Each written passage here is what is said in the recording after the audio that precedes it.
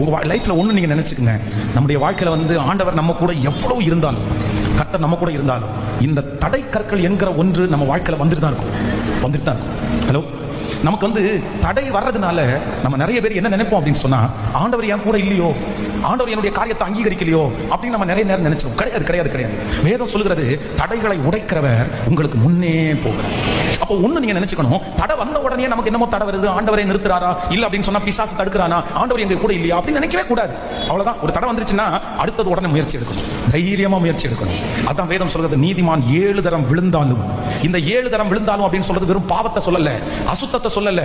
நம்முடைய வாழ்க்கையிலே சில நேரத்துல 7 டைம் நமக்கே அறியாம விழுற மாதிரி சூழ்நிலை வரும். ஆனா ஆண்டவருடைய பிள்ளைகள் வேணும், என்ன வந்தாலும், உங்க வாழ்க்கையில என்ன வந்தாலும் நீங்க ஒண்ணு மனசுல நினைக்கணும், ஓகே இது சிலது உடனே மாறும், சில தடைகள் உடனே சரியாகும், சில தடைகள் நீங்க உயிரோடு இருக்கிற வரைக்கும் கூட மாறாது, மரணம் வரைக்கும் கூட மாறாது.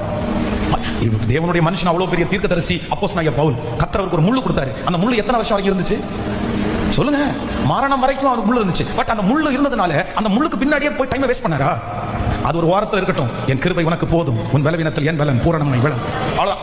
அதுக்கு ஆண்டவர் அந்த நேரத்தில் அந்த பலன் தருவார். அது சில நேரத்தில் துக்கப்படுத்தும், சில நேரத்தில் கஷ்டப்படுத்தும். ஆனா அவர் அடுத்த விஷயத்துக்கு உடனே காலடி எடுத்து வச்சிட்டார். சரி, இதே பார்த்துட்டு இருக்காதப்பா, அடுத்ததுல போப்பா, இதே பார்த்துட்டு இருக்காதப்பா. இன்னைக்கு உங்களையும் பார்த்து ஆண்டவர் அப்படிதான் சொல்றாரு. நான் நம்புறேன், இந்த 100 days ஜெபத்துக்குள்ள நீங்க என்ன பண்ணிடணும் அப்படின்னு சொன்னா, ஒரு தீர்மானம் எடுக்கணும். என்ன வந்தாலும் ஒரு நாள் துக்கப்படலாம், 2 நாள் துக்கப்படலாம், கூடி போனா ஒரு வாரம் வரைக்கும் கூட துக்கப்படலாம். சரி பரவாயில்ல அப்படின்னு. எவ்வளவு பெரிய தலைவன் மோசே இறந்தாலும் உலகத்திலேயே அதிகமான துக்கம் கொண்டாடுறது யாருக்கு அப்படின்னா மோசே தான். ஆனாலும் எத்தனை டேஸ் அப்படின்னா சொல்லுங்க? 40 days தான், 40 நாள் தான். தலைவனா இருந்தா கூட மரிச்சிட்டா அவருக்காக துக்கம் கொண்டாடுற நாள் 40 days தான். ஆனா தாவீது 7 days.